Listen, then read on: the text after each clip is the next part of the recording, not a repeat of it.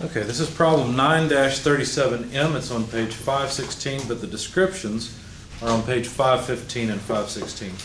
So it's use the formulas in the appendix A25 to complete the following according to the instructions for the assignment. And the instructions A are: determine the reactions and draw the complete shearing force and bending moment diagrams.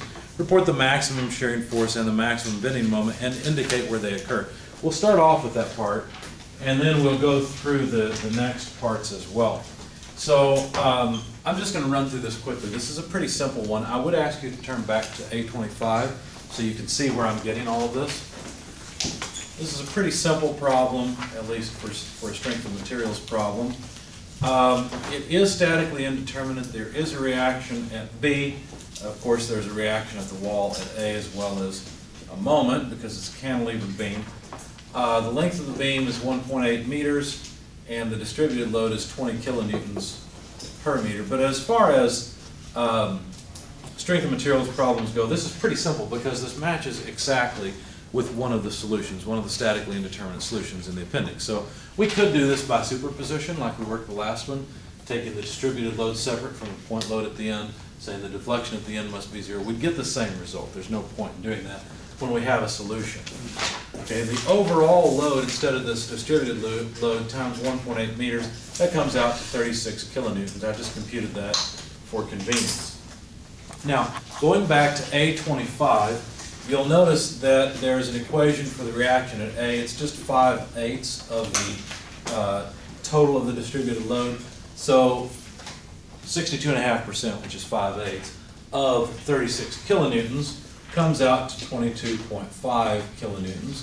And then the reaction at B is 3/8 of the total of the distributed load, and so that's 13.5 kilonewtons. Okay? So far so good? Yes? What page did you get those? That's from the appendix, A25. Page number, I can probably get. Anyone have a page number right off? 739. 739, thank you. To calculate the moment at the wall, it's negative 0.125 WL. And so again, this W is going to be 36 kilonewtons. The length is just 1.8 meters. And so the moment at the wall ends up being negative 8.1 kilonewton meters. You have to be careful with this sign. Remember last time we weren't sure whether the sign should be positive or negative. So what is this? Well, think about it with me for a moment. The reaction at B is smaller than the reaction at A. If we were to sum moments about this point, the moment of the distributed load is going to have more effect. In fact, you can find that out. Grab your calculator, multiply 36 kilonewtons by 0.9 meters. Okay, what number do you get? 32.4. 32.4. Okay, that makes sense because it's about 1 times 36. Now multiply the reaction at B, the 13.5 kilonewtons, times 1.8 meters. What do you get? 24 point, how much? 3. 3, okay, thank you. So that tells you that the moment of this force is lower than the moment of this distributed load force, okay? So basically, you know by intuition that you'll have to twist the beam this way, right, in order to support it. And so this negative sign doesn't really refer to the idea that this particular moment's actually in the other direction. It refers to the fact that the moment in the beam is a negative moment. Does that make sense? Just like we found in the last problem. Okay? So be careful when you're using the tables that you know what these things mean. Okay? It doesn't always match what they've drawn. Unfortunately, they've drawn the moment at A like this and not clearly indicated that this moment at A that you're calculating is actually the moment within the beam, not at the wall. Okay? So just be careful with that. So anyway, there are the reactions. Not really. That's the stress or the moment in the beam. And now we'd like to draw the shear and moment diagrams. And you notice they have the shear diagram there very conveniently for us. So it's really not difficult to draw it. All we have to do, let's see, I started this one where it matched. All we have to do is put in what we know. We know the reaction today is 22.5 kilonewtons.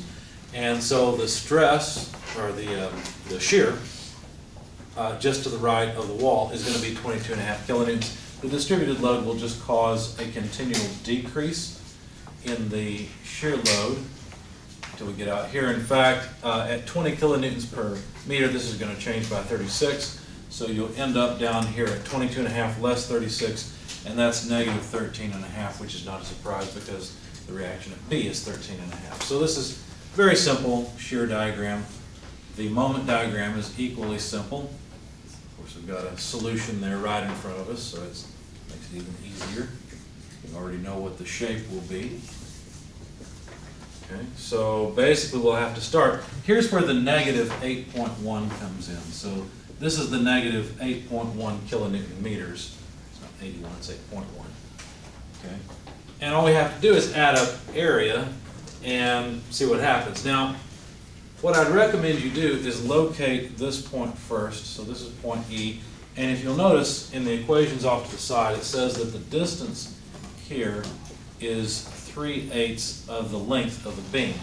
So that comes out to 0.675 meters. If you take 1.8 meters times 3/8, you get 0.675.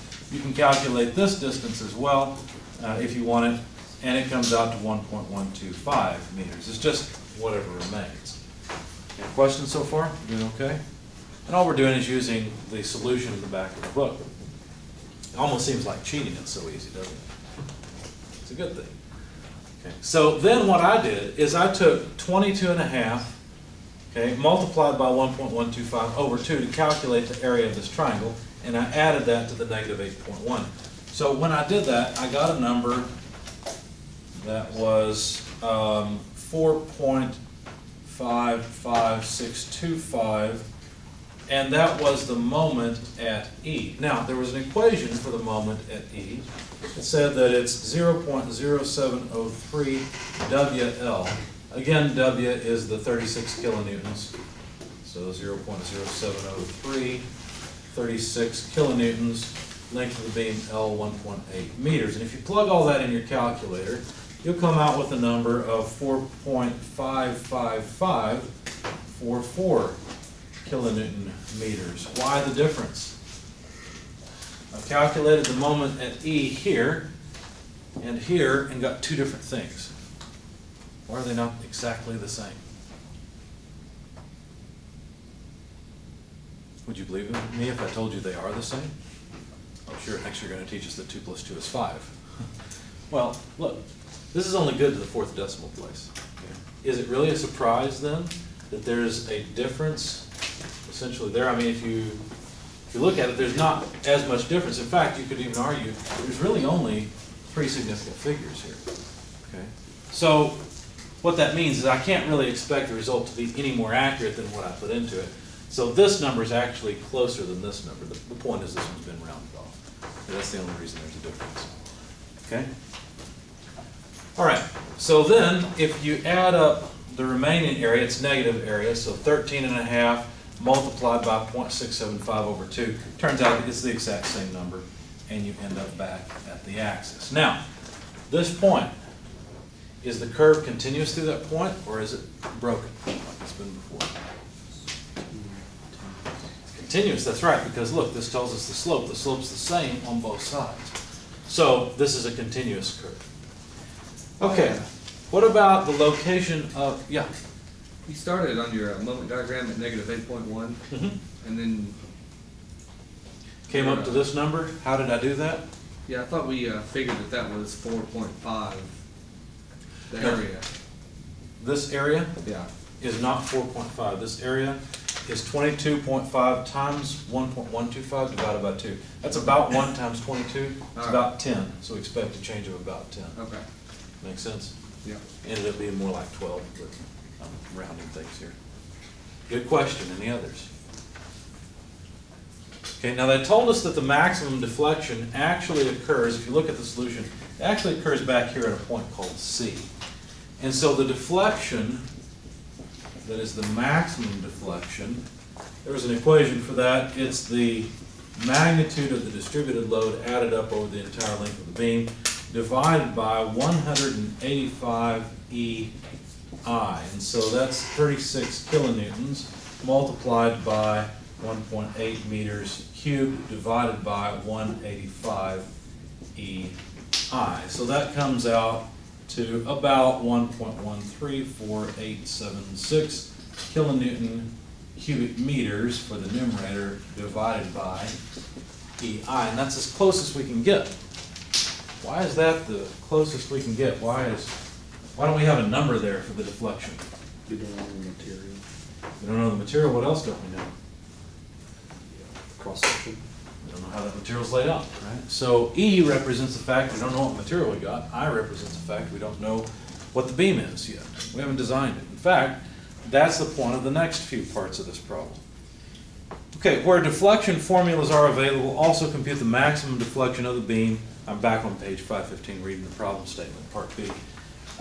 Compute the maximum deflection of the beam expressed in the form y equals CD, C sub D, over EI. So that's what we did. Okay? We kind of jumped ahead a little bit. Where EI is the beam stiffness, the product of the modulus of elasticity for the material of the beam and the moment of inertia of the cross section of the beam. The term CD, that's this number, will then be the result of the computation of all other variables in the deflection equation for the particular beam, support type, span length, and loading pattern. So this number takes into account the way the beam is supported and all the loads on the beam. Okay? Part C, complete the design of the beam specifying a suitable material and the shape and size for the cross section. The standard for design must include the specification that bending stresses and shearing stresses are safe for the given material. Unless otherwise specified by the assignment, consider all loads to be static. Okay, so now we need to design this beam so that it will not fail due to the loads that are on it. Now, what do we have to do that? Well, we've got to select a material and we've got to select a cross section. Which one do you think we should select first? What would make sense? We've also got to worry about bending stress and shearing stress. Let's back up. Which one's going to cause failure, the bending stress or the shearing stress? There are a lot of votes for shearing. Anybody want to vote for bending stress? Okay, let's vote for the right one. It's bending stress. That's usually what will cause failure. Okay, in a beam, the first thing we studied about beam stress was bending stress because those are the stresses that usually cause failure. Remember, we were doing this whole sigma equals my over I. Remember that?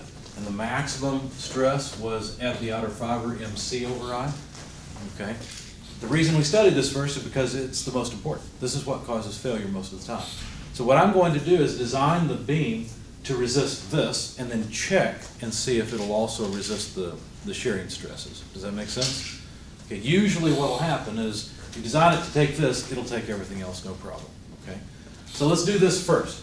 So the maximum moment in this beam is right here. It's 8.1 kilonewton meters. Okay, so that's what's going to go in right here. But C over I, both of these are geometry properties of the beam. And I don't know what beam I'm going to use. Fortunately, I over C is called S in the tables. Okay? So this is the same thing as M over S. So what I can do is say, well, the section, I think it's section modulus, I think that's what S stands for, I can't remember. Okay. I can solve for that and say this would be the moment divided by the bending stress. And if I decide what material to use and realize this is a static load, then I can figure out what the maximum bending stress would be. I already know the maximum moment. That will tell me what section modulus is required, and I can find a beam that would work. Does that make sense? So let's decide, if the loads are all static, what should the design stress be? Well, rather than digging through the chapter to find it, let's go back to page 721 and look for allowable bending stress design factors. Let's see, so design bending stress. There's shear.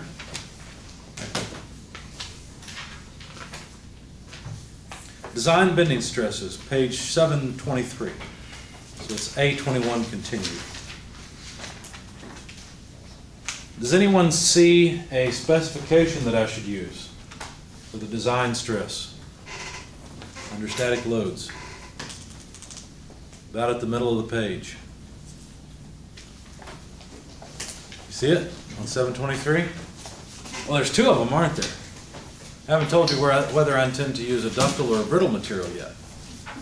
Let's use ductile. Okay, so now that sets it. So the design stress would be equal to the yield strength divided by 2. Okay, what yield strength? The normal yield strength. Okay. Now, what material would you like to make this from? We've got a lot of choices. Let's assume that we're going to use structural material. So I'm not going to go to page 714. Go to 714 for now so that you can see where all this stuff is laid out. 714 are the typical alloys of steels that mechanical engineers talk about.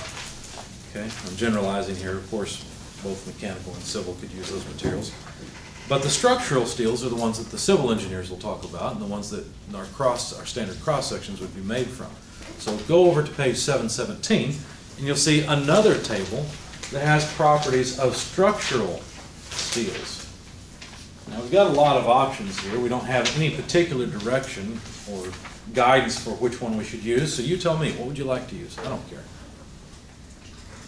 What looks interesting? A500, could we choose that one? Cold form structural tubing? Probably not. We're going to use, I mean, we could. If we wanted to use tubing to design this beam, we could actually do that, right?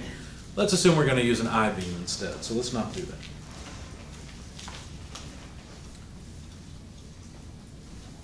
$572. 572, good. It looks like it may be somewhat exotic of a steel. It's got vanadium in it, but they can make shapes, plates, and bars. So for whatever reason, let's just say we're using that. That's fine. We've got another choice. What grade do we want to use? We're going to go for some exotic material. Let's just choose the best grade, shall we? 65? Why not? Okay. So the highest grade has a yield strength of 65 KSI, except wait a second, we're in metric, so we better grab the 448 megapascals. That was a good choice. I can do the math in my head, thank you.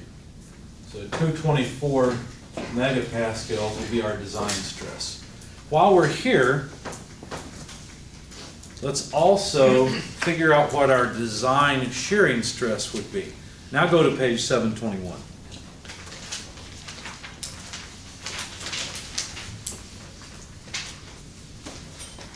We've got a couple of options here. It says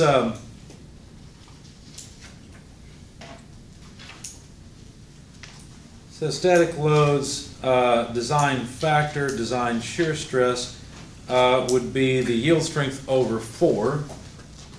Okay, so we could do that for a design shear, but I want to point out something else. We may have the wrong number here. I'll show you why. Okay, so the yield strength over 4, that one's also easy. You guys were really nice to me today.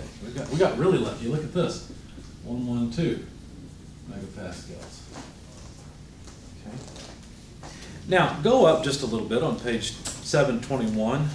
AISC. What does AISC stand for? See that section? American Institute for Steel Construction. It's probably who's going to tell us what we should do with the beam, right? Well, they recommend that we use a design bending stress of the yield strength over 1.67, or essentially 60% of the yield strength. We've used 50%. Or use the ultimate strength over 2. In other words, half of the ultimate strength, whichever one's lower. Well, let's go back to the material properties and see what we should do. The 60% of the yield strength is less conservative than what we have here. But since AISC says we could do it, well, why not? But what about 50% of the ultimate strength?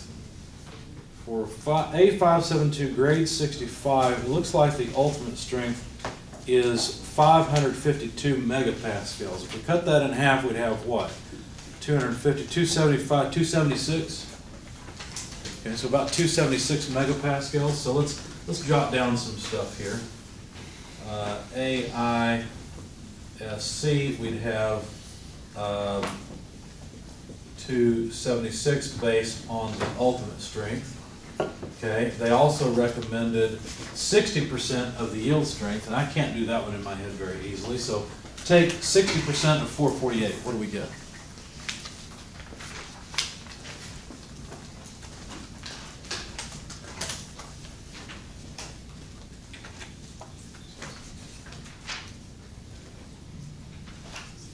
$268.8.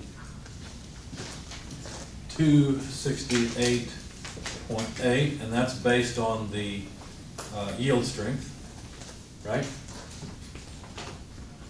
Okay. But what about the shear stress? I honestly don't recall whether AISC has anything to say about the shear strength. Yeah, they do. Go to page 723.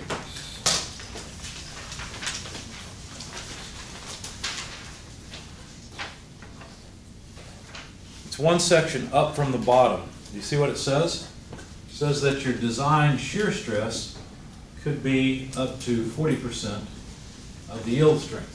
So right now we're using 25% of the yield strength. Okay, so let's try that. Let's take 40% of 448. What do you get? 179.5.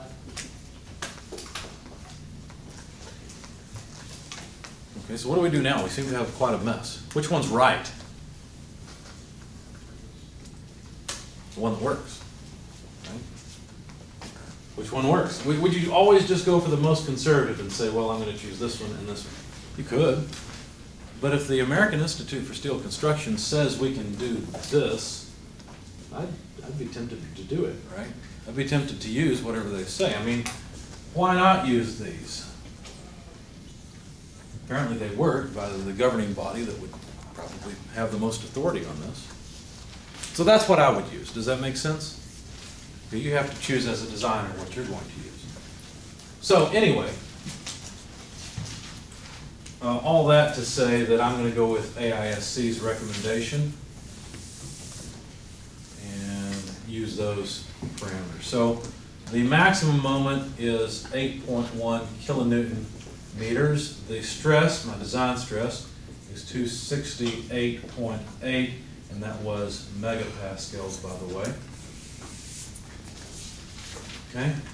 The section modulus, will have to come out in units of length cubed, and the units we've got here are not convenient. I'm running off the edge of the video though, so let me do it this way. This would be times 10 to the 6th newtons per meter squared, because it was megapascals, so I'll put 10 to the 6th for mega and newton per meter squared for pascals. Kilonewtons would be thousands, so let me just put 8100, and now all the units are consistent. Now the newtons will cancel, and I'll get cubic meters. So take 8100, did I do that right? Meters. Yeah. Take 8100 and divide it by 268.8 times 10 to the 6th. And let's see what you get.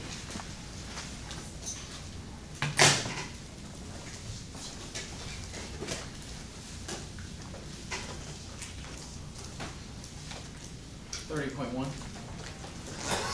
30.1 should be times 10 to the negative Oh, I missed something. that part. 3.01 times 10 to the negative 5th. And that's meters cubed. Okay. So now let's go back to the back of your book. In fact, I'm at W shapes. Go to page 701 if you would.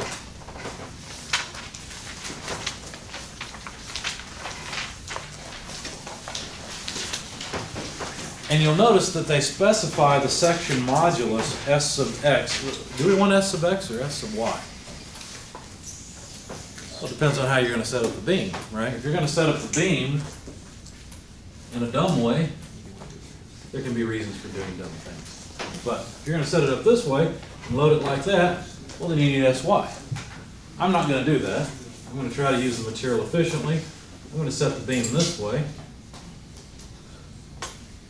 and load it like that. That way I need to use SX. Make sense? Okay. Now you notice that all the SX's are in millimeters cubed. So let's see, there's 1,000 millimeters per meter. This has to be cubed so that the meters go away. Essentially what that means is we get 9 zeros back from this, right? So that would be 3.01 times 10 to the, what, 4th? Did I do that right? I'm thinking right. It's either 3rd or 4th. I can't think. Throw it in your calculator. Find out. 1,000 cubed times 3.01 10 negative 5th is what? Make sure. Keep me honest.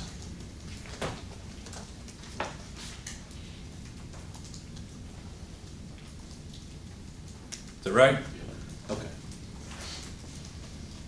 So we just need a beam with that minimum cross section. Well, let's see. Are there any beams like that?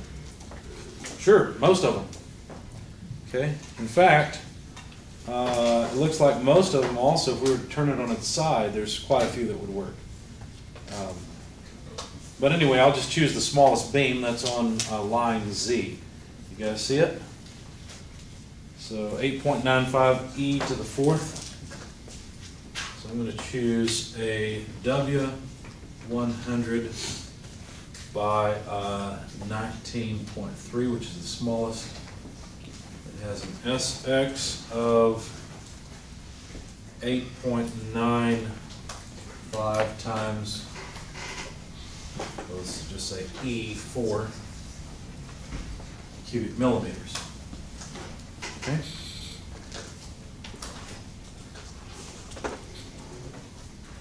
Any questions? Still doing okay? Yes. So why did you choose the 179.5 and the other number versus the other two? 179.5. Oh, why did I choose this one and the other one? Because American Institute for Steel Construction said I could. I would respect them as a governing body for this. It was a little less conservative than the other ones. But if they say I can do it, fine, I'll use it.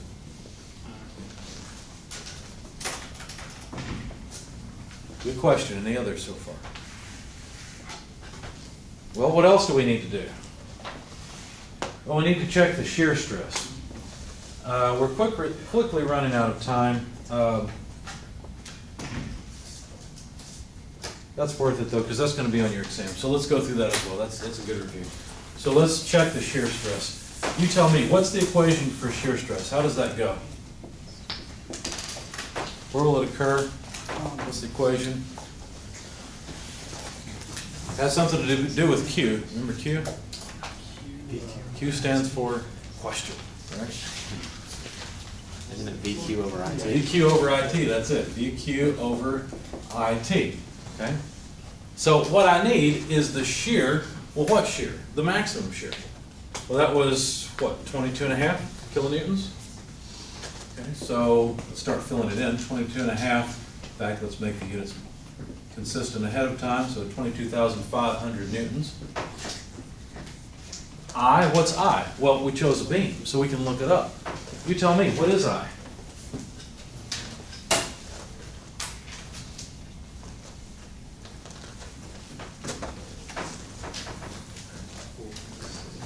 Hear it, 4.7 E6, and that's millimeters to the 4th, right? Okay, that might be a problem a little bit later, so let's just go ahead and say there's 1 meter per 1,000 millimeters, and this needs to be raised to the 4th power. Okay, this for now. What about T, the thickness? What is that? Well, we have to know where the maximum stress is going to occur, and we're talking about shear stress. Where would the maximum shear stress occur in this cross section? The neutral axis, right? That's where the thickness is the least, right? That's where Q is going to be the greatest. So it's going to be in the center. So what is the thickness of the web of this beam?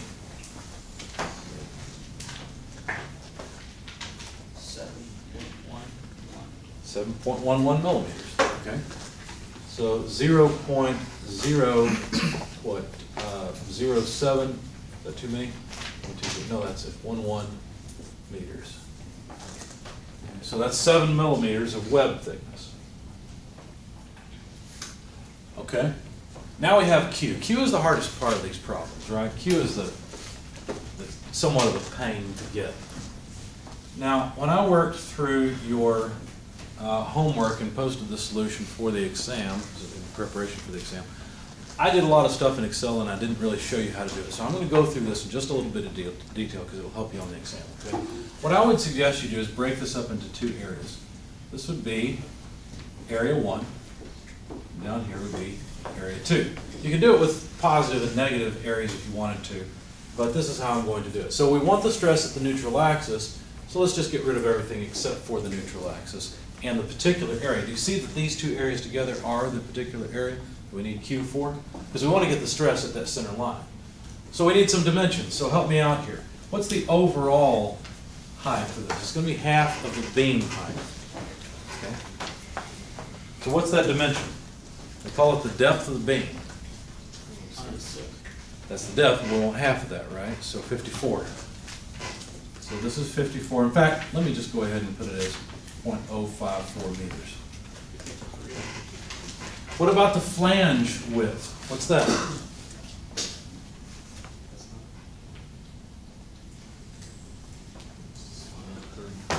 103. Or in other words, 0.103 meters. Okay? We need some more geometry. We also need, probably they'll give us this flange thickness. What's the flange thickness? 8.76. So let's make that 0.00876 meters. Okay. Anything else? Well, we already mentioned that the thickness of the web is 0.00711 meters. Okay. Normally I do all the calculations in Excel, but for your benefit, let's go through this. I want you guys to grab your calculators and help me calculate Q for this. Well, I need to keep that 179.5, I think it was. So we're about to calculate the actual stress, and we want to see if it's more than the maximum stress for this material. Okay, so how do we calculate Q? Do you guys know? AY. So let's take A1 times Y bar 1 plus A2 Y bar 2. That'll give us Q. Okay. So how much is A1? Well, it's 0.00711 times the height here, which is going to be 0.054 minus 0.00876. So somebody shout out A1 when you've got it. How much is it? 3.22 times 10 to the negative 4. Anyone second that?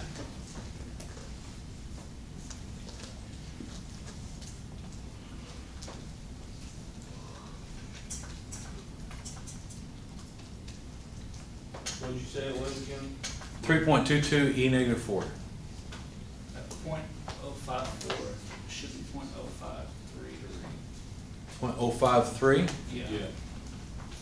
Right here? Yeah. You're right. I took 106 divided by 2 and got the wrong number, didn't I? Thank you. There we go. Is that the right area now or no? About 3.145. Anyone agree with that? Yeah. Okay, good. So there's our first area. Now we have to multiply by Y bar. What is Y bar? You have to be really careful. When you're dealing with these area properties, a lot of times you end up calculating the height to the centroid called capital Y bar. Okay? But Y bar for this area is measured from the neutral axis to the centroid of the area for which you want Q. So there's Y bar 1. So somebody take 0.053, subtract off 0.00876, and then cut it in half. That'll give us Y bar 1. 0.022. 0.022. Okay. Now the unit so far would be meters cubed. Okay. And I'll put the next term on the next line so I don't run too far off the video. Okay. Anyone second that height? Is that okay? All right. So now let's calculate A2. So we need 0.00876 times 0.103. 1.02 times 10 to the negative 4th. 1.02 times 10 to the negative 4th. 9.02. 9.02. You want to agree with that? Sounds reasonable to me. Okay. How about the height of the centroid? What is that?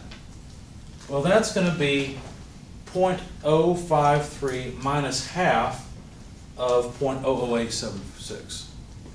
Okay? What do we get for that number? 0.04862. I'm sorry, how much? 4862. 862. Okay. And we have agreement on that? Yep. Okay. So add these together. So 3.145 e negative 4 times 0.022 plus 9.02 e negative 4 times 0.04862. What do we get?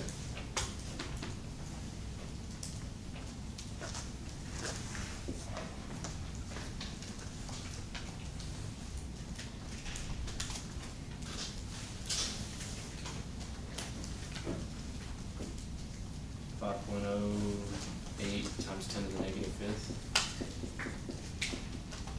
Anyone second that? Okay. Now we have everything we need to calculate the shear. What will the units be? Well, let's see, the millimeters will go away. And we'll have, what, newtons per meter squared, so pascals? Okay. Don't forget, this is 1,000 to the 4th power, or 1 over 1,000 to the 4th power in the denominator.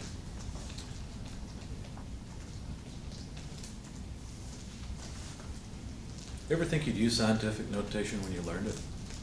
Never knew it would be so useful, did you?